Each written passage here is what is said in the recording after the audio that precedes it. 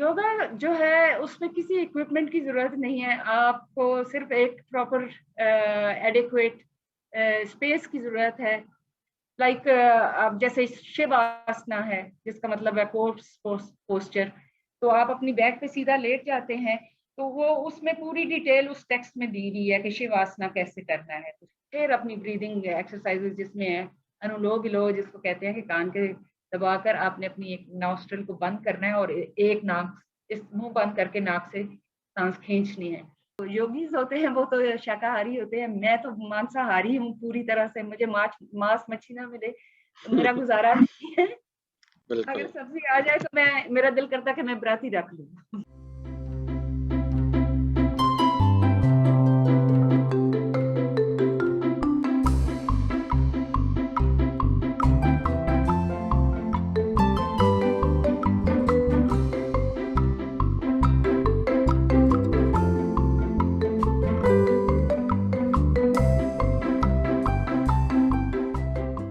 अस्सलाम वालेकुम नाज़रीन, प्रोग्राम बात से बात में बिलाल नकी की जानिब से आप सबको खुशामदीद। हमारा आज का मौजू है कुदरती सेहत के लिए योगा की अहमियत।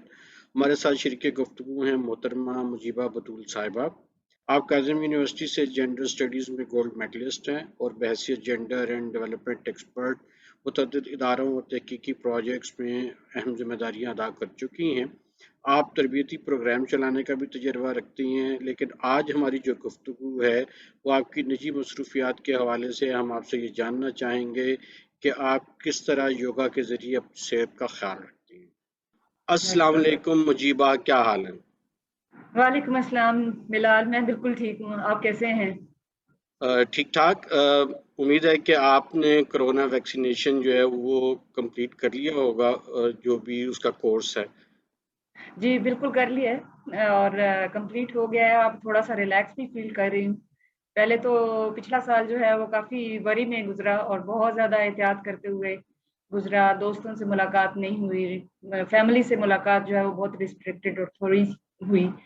तो हम सबके लिए ही ये पूरा पिछला साल, सवा साल जो है वो बहुत मुश्किल था, मेरे लिए भी बहुत मुश्किल था। मौजू की तरफ आते हैं। पहले तो आप ये हमें बताइए कि आप योगा कब से कर रही हैं और आपने कब और कहाँ से ये सीखा? देखिए, योगा तो करते हुए मुझे तकरीबन 10 साल हो गए हैं और कहाँ से सीखा, बहुत ही इंटरेस्टिंग स्टोरी है इसके पीछे। मैंने वैसे कहीं से भी योगा जो जिसकी क्लासेस लेना कहते हैं, वो मैंने नहीं लिया। ये कोई 10-11 साल पहले मैं किसी ओल्ड बुक शॉप में गई और वहाँ पे मुझे एक छोटी-सी हैंड बुक नज़र आई, ईज़ी योगा। तो हुँ, वो मैंने देखी और मुझे बहुत इंटरेस्टिंग लगी। वो पिक्टोरियल थी, उसमें तस्वीरों के साथ योगा की मश्क करने की तरीके बताए गए थे। तो शुरू में तो मैंने कोई 15 से 20 मिनट उसको प्रैक्टिस करना शुरू किया और मैं तकरीबन रोज़ रेगुलर करती थी क्योंकि ज़ाहिर है लाइफ़ इतनी मसरूफ़ है और वर्कआउट करने के लिए या जिम जाने के लिए काम के औकात में के बाद या वॉक करने के लिए टाइम नहीं मिलता था, तो मुझे लगता था कि थोड़ा बहुत अपनी सेल्फ केयर करने की ज़रूरत है। तो वो मुझे बहुत उसने हेल्प किया। लेकिन उसके बाद आपको मालूम है कि इंटरनेट के आने के बाद और यूट्यूब के आने के बाद जो है वो बहुत मदद मिली। मैं ख़ास तौर से एक 40 मिनट्स का योगा जो है वो फ़ॉलो करती हूँ और वो आप सबने नाम सुना होगा 40 minutes yoga with Shilpa Shetty. तो मैं वो योगा जो है वो प्रैक्टिस करती हूँ। तो वो 40 मिनट का योगा है। मैं बहुत रेगुलर पिछले साल मैंने योगा किया और क्योंकि टाइम भी था वर्क फ्रॉम होम था और और रिलैक्स होने के लिए ख़ास तौर से जो मेंटल रिलैक्सेशन योगा है जो हेल्प करता है उसने बहुत मुझे मदद दी और मैंने इसको बहुत रेगुलर किया। फिर मेरा ख़्याल है जनवरी से ऑनवर्ड्स ज़्यादा सर्दी हो गई, सुस्ती में सोने क्योंकि योगा मॉर्निंग टाइम की चीज़ है और उसमें ही अगर आप सुबह के टाइम पे ही अगर आप योगा अपना स्टार्ट कर लें, तो आपका दिन बहुत ही ज़्यादा अच्छा गुज़रता है। तो सर्दियाँ आ गई तो वो ज़ाहिर है मैं फिर बिस्तर में इतना वो आसान नहीं होता बिस्तर से निकलना तो फिर मैंने अभी जो है वो अप्रैल से दोबारा से मैंने शुरू किया है योगा। एक तो ये भी है कि कोरोना की सूरत हाल में बाहर निकलना, जाना, पार्क्स में भी जाना इतना आसान नहीं होता। तो योगा आप घर में आसानी से कर सकते हैं, इसका ये भी एक एडवांटेज है। योगा जो है उसमें किसी इक्विपमेंट की जरूरत नहीं है, आपको सिर्फ एक प्रॉपर एडिक्वेट स्पेस की जरूरत है। और इसी यही इसका सबसे पॉजिटिव, बहुत सारे पॉजिटिव्स हैं, लेकिन मुझे लगता है कि इन सारे हालात में अगर हम जिम नहीं जा सकते, पार्क में नहीं जा सकते थे और मास्क लगाकर बहुत लंबे टाइम के लिए वॉक करना वाज नॉट पॉसिबल, तो ये बहुत था कि घर के अंदर आप कर लें या अपने टेरेस पे कर लें सुबह सुबह बिल्कुल। योगा। नाज़रीन को ये बताइए कि योगा कैसे मुख्तलिफ है दूसरे एक्सरसाइजेज से, और इसकी थोड़ी सी तारीखी हैसियत भी बताएं कि इसका आगाज़ कहाँ से हुआ और कैसे कैसे जो है इसको लोगों ने अडॉप्ट किया, टेलर किया। तो अगर आप देखें तो योगा जो है वो बहुत ही कदीम मश्क का तरीका है, या एक्सरसाइज या वर्जिश वर्जिश का तरीका है। ये कोई 5000 साल पहले शुमाली इंडिया में, यानी जो इंडस सिविलाइजेशन है उसमें ये मिला लोगों को, जब तहकीकात हुई तो निकला। लेकिन अगर आप उनके हिंदुस्तान के या भारत के जो एंशंट सेक्रेड स्क्रिप्चर्स हैं, ऋग्वेदा, उसके अंदर योगा का जिक्र है। तो इसलिए योगा बहुत कदीम है, ये कोई नई चीज नहीं है। और ये नस्ल दर नस्ल जो है वो हिंदुस्तान में प्रैक्टिस किया जा रहा है। तो ये किस तरह दुनिया में इंट्रोड्यूस हुआ, तो 19वीं सदी के आखिर में शायद, या 20वीं सदी के शुरू में बहुत सारे जो योगीज थे या योगा गुरु जो जिनको कहते हैं, उन्होंने वेस्टर्न वर्ल्ड में इसको इंट्रोड्यूस करवाया। तो योगा जो है वो हिंदुस्तान के लिए या इंडियंस के लिए much more than the exercise है। बाकी वर्ल्ड जो है वो उसको बड़े रिलैक्सिंग पोस्चर्स और रिलैक्सिंग टेक्निक्स के तौर पर जानती है। तो हिंदुस्तान में जो योगीज हैं और जो योगा को प्रैक्टिस करते हैं लोग, उसको उसकी बेसिस उनके लिए जो है वो रूहानियत पे है। तो योगा जो है ना सिर्फ आपकी बॉडी बल्कि आपकी माइंड और आपकी सोल की जो है वो को की परवरिश करता है, या उसको पर्दाश्त करता है, या उसको बढ़ाता है। तो इसलिए वो इसमें रूहानियत का अंसर काफी भारी है। बाकी आप जो कह रहे हैं कि ये योगा जो है वो आम वर्कआउट से किस तरह से मुख्तलिफ है, तो योगा जो है वो बेसिकली ब्रीदिंग एक्सरसाइजेस से शुरू होता है और उसके बाद उसके आसनास होते हैं और मुख्तलिफ एक्सरसाइजेज हैं। आप शुरू जो है, मैं जो योगा करती हूँ वो जो आसनास मैं करती हूँ वो लेटने से शुरू होता है और पूरा उसका एक साइकिल होता है, and then standing and sitting, and then इसका इख्तिताम भी ब्रीदिंग एक्सरसाइजेज से होता है। योगा का मतलब ही यूनाइट है, अपनी बॉडी और सोल को जो है और बॉडी और माइंड को यूनाइट करने के लिए जो योगी हैं या जो भी योगा प्रैक्टिशनर्स हैं वो उसमें उसको इस्तेमाल करते हैं।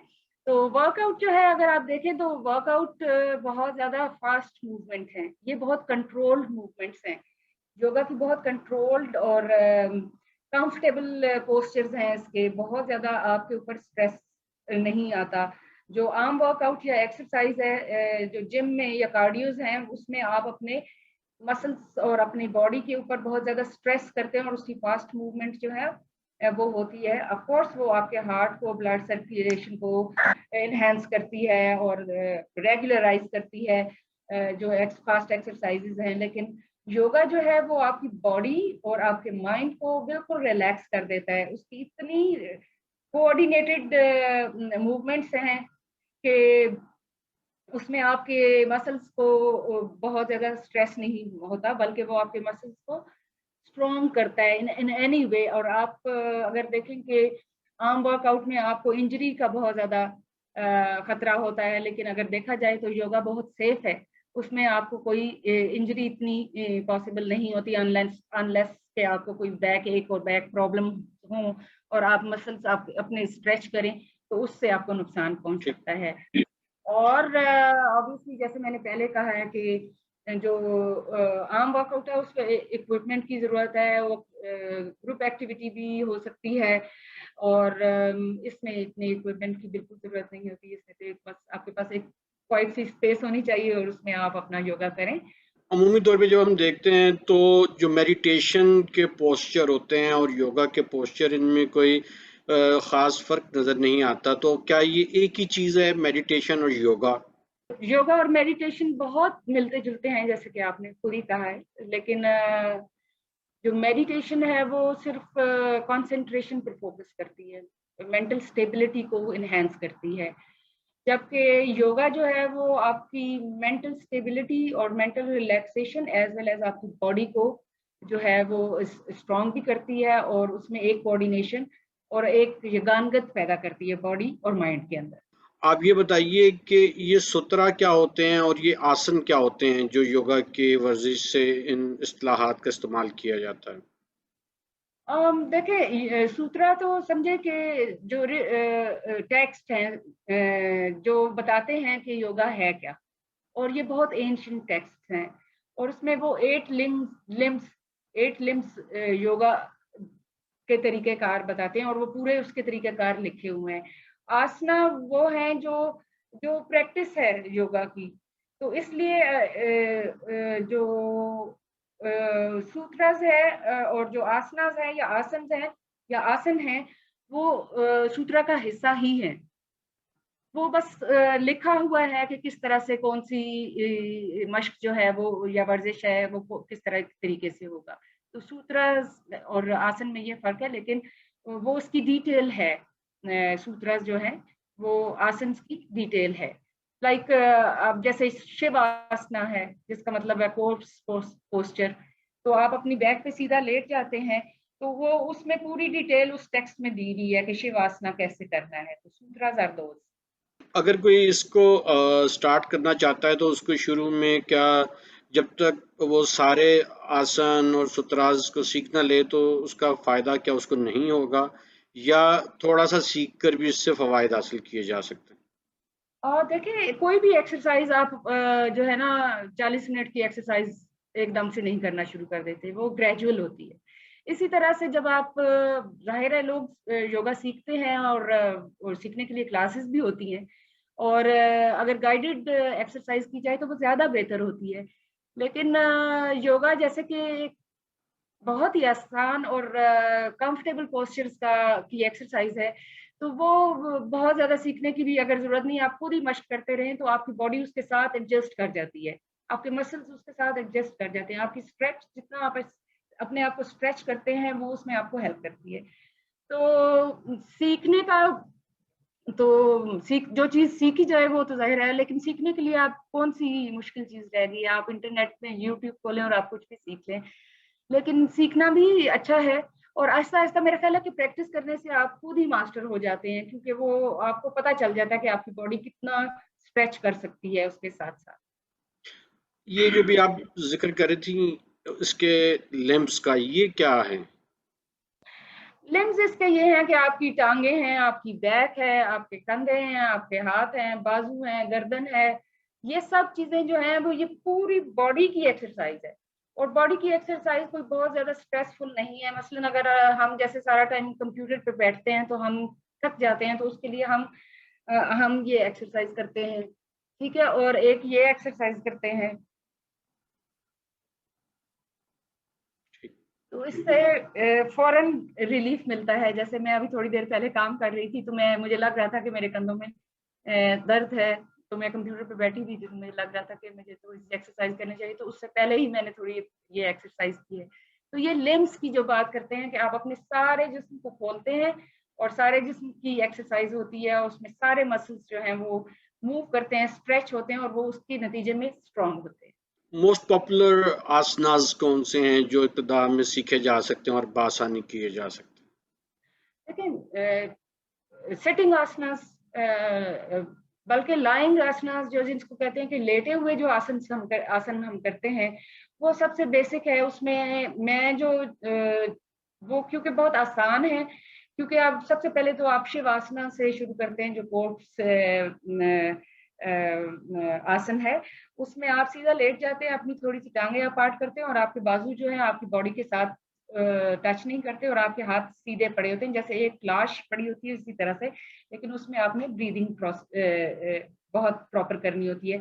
लंबा सांस मुंह के जरिए लेकर नाक के जरिए आपने बाहर निकालना और ये 30 सेकंड आप करें। लेटे हुए आसनास में और भी बहुत सारे आसनास हैं जिसमें आपके अब्डोमिनल एक्सरसाइज हैं, टांगों को ऊपर उठाना 30 डिग्रीज, 45 डिग्रीज एंड 90 डिग्रीज, फिर उसी तरह से उसको वापस लेकर आना। तो ये बहुत आसान आसनास हैं। फिर आपका एक बोट एक्सरसाइज है, दोनों हाथ आप उठाएं, गर्दन उठाएं और टांगे दोनों उठाएं। अब मैं जाहिर है वो आपको करके नहीं दिखा सकती हूँ, लेकिन ये इसमें मैं जो एक्सरसाइज करती हूँ उसमें 6 आसनास हैं लेट कर। आप अपनी बैक पर लेटते हैं, फिर उल्टा लेट जाते हैं। और अगर देखा जाए तो जो आसानी की बात आप पूछ रहे थे, तो standing asanas and sitting asanas are easy. बल्कि मुझे तो ये तीनों पूरा एक साइकिल है ना, कि आप पहले लेटते हैं सीधा अपनी कमर के ऊपर, फिर आप एक्सरसाइज करते हैं, फिर आप उल्टा लेटते हैं, अपने पेट के ऊपर लेटते हैं, एंड देन आप स्ट्रेचिंग की एक्सरसाइज करते हैं, तो आपकी गर्दन खींचती है, उससे आपके ये वाले मसल्स मजबूत होते हैं, गर्दन के पिछले मसल्स मजबूत होते हैं, और जो आपकी ये जो लाइंस पड़ती हैं वो, तो मैं 15 दिन लगातार करूं तो मेरी गर्दन पर से लाइंस खत्म हो जाती है। फिर सिटिंग आसनास जो है वो जाहिर है डिफरेंट है, वो बैठ के करने के होते हैं। वो फिर आप, क्योंकि बॉडी आपकी स्लो डाउन हो रही होती है, आपने पूरी एक्सरसाइज करके आए हुए होते हैं, तो वो आपको आहिस्ता आहिस्ता से उसमें से निकाल कर रिलैक्स करती है। और आखिर में आप अपना फिर अपनी ब्रीदिंग एक्सरसाइजेज जिसमें है अनुलोम विलोम, जिसको कहते हैं कि कान के दबाकर आपने अपनी एक नॉस्ट्रल को बंद करना है और एक नाक, इस मुंह बंद करके नाक से सांस खींचनी है, तो इसको अनुलोम विलोम कहते हैं। और फिर एक कपालभाति है, वो आपने सिर्फ नाक से जरिए सांस पहले स्टमक में लेकर जाना है और फिर नाक के जरिए ही स्टमक से अपना सांस वापस निकालना है। वो मुश्किल है और वो रिकमेंडेड है कि वो अगर आपने पहली दफा शुरू किया हो और फर्स्ट टाइम अगर आप कर रहे हो तो उसको 10 सांस से ज्यादा ना करें, फिर आहिस्ता आहिस्ता उसको इंक्रीज करते हैं। जब एक्सरसाइजेज हम करते हैं योगा की, तो क्या इसके साथ साथ कोई हमें खुराक के हवाले से भी किसी परहेज की ज़रूरत होती है? ये मखसूस किस्म के खाने नहीं खाने चाहिए या खाने चाहिए? देखिए, जो योगीज हैं वो तो शाकाहारी ही होते हैं, यानी वेजिटेरियन। और सबसे जो अगर आप देखेंगे योगा का, मैंने 10 साल में मेरा खाने का पोर्शन कभी ज्यादा नहीं हुआ, एज भी बढ़ गई, 10 साल में तो बहुत, एक डेकेड का काम है। तो सबसे बड़ी आपकी जो उसका फायदा है योगा का, वो आपका जो कैलोरीज की कंजम्पशन है उसको बहुत कंट्रोल करता है। हमें पता नहीं होता लेकिन वो करता है, क्योंकि आपकी डाइजेशन को वो इतना आपके सारे सिस्टम को, जो आपका जिस खास तौर से डाइजेस्टिव सिस्टम है उसको बहुत ज्यादा हेल्प करता है। तो जाहिर है वो तो जो योगीज होते हैं वो तो शाकाहारी होते हैं, मैं तो मांसाहारी हूँ पूरी तरह से। मुझे मांस मच्छी ना मिले तो मेरा गुजारा नहीं है। अगर बिल्कुल। सब्जी आ जाए तो मैं, मेरा दिल करता है कि मैं व्रत ही रख लूँ तो लेकिन ये है कि मुझे पता है कि मैं कॉन्शियस एफर्ट करती हूँ, मैं जो भी खाती हूँ उसमें मेरा सैलेड होना बहुत जरूरी है, तो इस तरह से मैं सब्जी को जो है वो अपने खुराक में शामिल करती हूँ। तो ऑफ जी। कोर्स योगियों को आपने देखा होगा कि उनका फूड इनटेक जो है वो बहुत कम होता है, और उनको जरूरत भी नहीं होती, वो काफी स्ट्रांग होते हैं। फौरी तौर पर इसके सेहत पे क्या असरात होते हैं? क्या ब्लड प्रेशर नॉर्मल हो जाता है?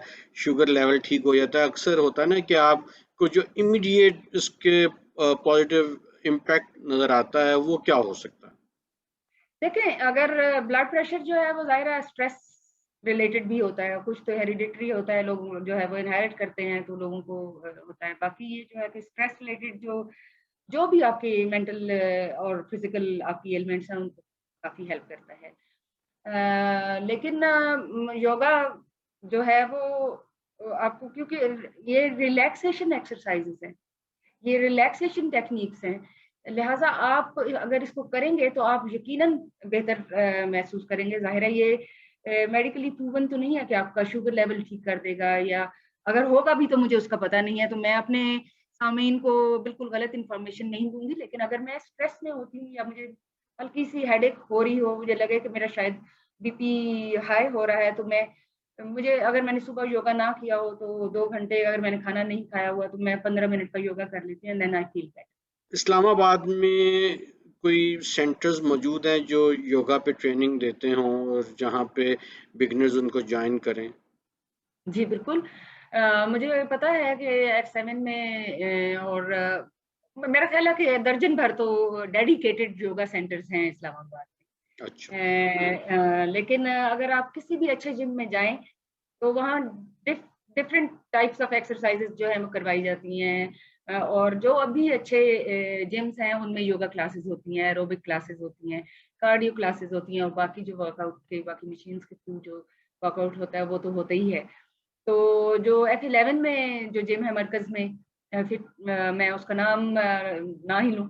बहरहाल जो मरकज़ में है उसमें योगा क्लासेस होती हैं और जो मैं क्योंकि 2-3 साल पहले एरोबिक्स के लिए जाया करती थी, जब मेरे पास टाइम होता था तो मैंने अपने आप को एनरोल किया हुआ था, तो उसमें साथ में योगा क्लासेस भी हो रही थी और जब एरोबिक की टीचर नहीं आती थी तो मैं योगा में चली जाती थी और उनकी जो ट्रेनर है या टीचर जिसको आप कह लें, वो बहुत एक्सेप्शनल थी, बहुत ही अच्छी योगा मास्टर थी। मुझे तो कभी-कभी योगा में और कथक डांस में भी बड़ी मुमासलत नज़र आती है। और क्या आप समझती हैं कि ये एक ही कैटेगरी में दोनों फॉल करते हैं, योगा और कथक डांस? अ, बिल्कुल, दोनों एक दूसरे के लिए शायद लाज़िम व मलज़ूम हैं, क्योंकि जो कथक डांस है वो असल में मुराकबा या मेडिटेशन की कोऑर्डिनेटेड शक्ल है। आप जो भी आपकी बॉडी मूवमेंट होती है वो एक मेडिटेशन की सूरत है, मुराकबे की शक्ल है। तो जैसे पहले हमने बात की है कि योगा भी जो है मेडिटेशन का हिस्सा है या मेडिटेशन योगा का हिस्सा है, और वाइस वर्सा। तो ऑफ कोर्स ये इसका एक मुझे लगता है कि योगा जो है वो कथक डांस का एक पार्ट है। मसलन अगर आप योगा करते हैं और आप कथक सीखना चाहते हैं और कथक डांस करना चाहते हैं तो आपको मुश्किल नहीं होगी। या अगर आप कथक कर रहे हो, कथक डांस आपको आता हो और आप योगा भी साथ करना चाहें तो आपके मसल्स और फ्लेक्सिबिलिटी जो आपकी बॉडी की है, वो हुँ। उसमें आपको कोई मुश्किल नहीं होगी। दोनों एक-दूसरे को कॉम्प्लीमेंट करते हैं, मेरा जहाँ तक ख्याल है। क्या आप कोई योगा सेंटर खोलना चाहेंगी? मेरे पास टाइम ही नहीं है बिलाल, मैं काफ़ी मसरूफ़ रहती हूँ। मैं आजकल भी काफ़ी मसरूफ़ हूँ। मैंने आपके साथ बात पहले भी करने की कोशिश की थी, जो नहीं हो सकी और मैं आपको टाइम नहीं दे सकी।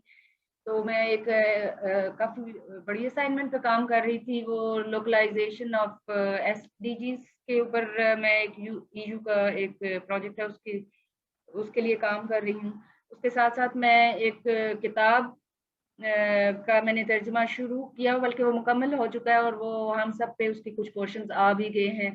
वो है फेमिनिज़्म फॉर द 99% और इसके अलावा मेरा एक आर्टिकल मैंने एक अमरीकी जर्नल है, journal of international women's studies, उसके लिए मेरा आर्टिकल सिलेक्ट हो चुका है, उसका रिव्यू कर रही हूँ। और ज़ाहिर है काम भी करती हूँ, तो मुझे नहीं लगता कि मैं कोई करूँगी, लेकिन ये है कि कभी-कभी फ्रेंड्स कहते हैं कि मैं तुम्हें जॉइन कर लूँगी, तो मैं उनको कहती हूँ मोस्ट वेलकम, ऑफ कोर्स वो भी बिज़ी होते हैं, तो वो चीज़ें फिर मटीरियलाइज़ नहीं होती। तो ये this is beyond me, I would say. 2 सवाल मैं अपने मेहमानों से पूछता हूँ और आपसे भी पूछूँगा।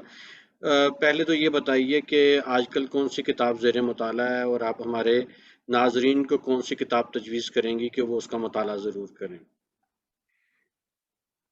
किताबें तो मेरा ख़्याल है बहुत ज़्यादा पढ़ी हैं और मैं अगर किताब ना पढूँ तो ज़िंदगी का ऐसे लगता है कोई अधूरापन है। आजकल जो मैं किताब पढ़ रही हूँ, वो है एंट वी वुमेन, बेल हुक्स की बहुत मशहूर किताब है जो कि ब्लैक फेमिनिज़्म के ऊपर है। तो वो मैं पढ़ रही हूँ और लेकिन मेरी एक आदत है कि मैं एक किताब नहीं पढ़ती, मैं कई किताबें शुरू करती हूँ और मैं साथ-साथ वो किताबें पढ़ती हूँ। तो एक मैं बड़ी इंटरेस्टिंग किताब मैं पढ़ रही हूँ, बल्कि वो भी ख़त्म होने वाली है, वो है the book of ghost stories by Roald. उसने उसकी कलेक्शन है रोल्ड डॉल की, उसने खुद नहीं लिखी, लेकिन वो बेस्ट उसने 20 स्टोरीज़ जो हैं वो कलेक्ट की, घोस्ट स्टोरीज़। तो दैट इज़ वेरी इंटरेस्टिंग, वो मैं पढ़ रही हूँ।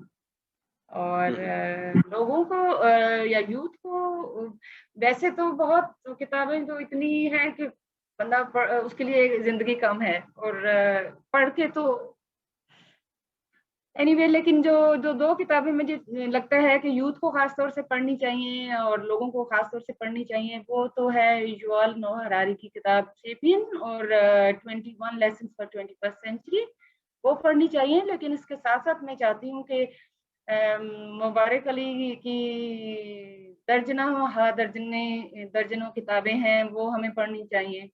के अजीज़ की किताब है जो मुझे बहुत पसंद है, मैं कभी मेरा दिल करता है तंग आकर तो मैं वो उठा लेती हूँ, the murder of history.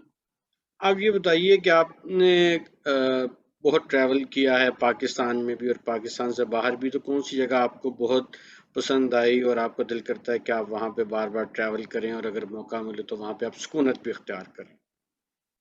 Pakistan तो बहुत खूबसूरत है। पाकिस्तान का जो नॉर्दर्न एरियाज़ हैं वो बहुत खूबसूरत है। अगर आप मुझसे पूछें तो मैं स्कर्दू से में जाकर मेरा वापस आने को कभी दिल नहीं करता और अगर मुझे मौका मिले तो मैं स्कर्दू में रहना शुरू करूँ। और अगर अपने मुल्क से बाहर कहीं रहने का अगर मुझे मौका मिले तो मुझे जो मेरा ख़्याल है कि मैंने गोल्ड कोस्ट से ज़्यादा कोई खूबसूरत जगह नहीं देखी जो ऑस्ट्रेलिया में क्वींसलैंड में है। उसको सर्फर्स पैराडाइज़ भी कहते हैं। उसकी बीचेज़ इतनी खूबसूरत हैं कि आपको लगता है कि आप किसी ख़्वाब में हैं। तो शायद वहाँ पे रहना पसंद करूँ गोल्ड कोस्ट में। मुजीबा, मैं अपने नाज़रीन की जानिब से आपका बहुत शुक्रिया अदा करता हूँ। Thank you very much Bilal. बहुत-बहुत शुक्रिया मुझे इनवाइट करने का। It was fun to talk to you.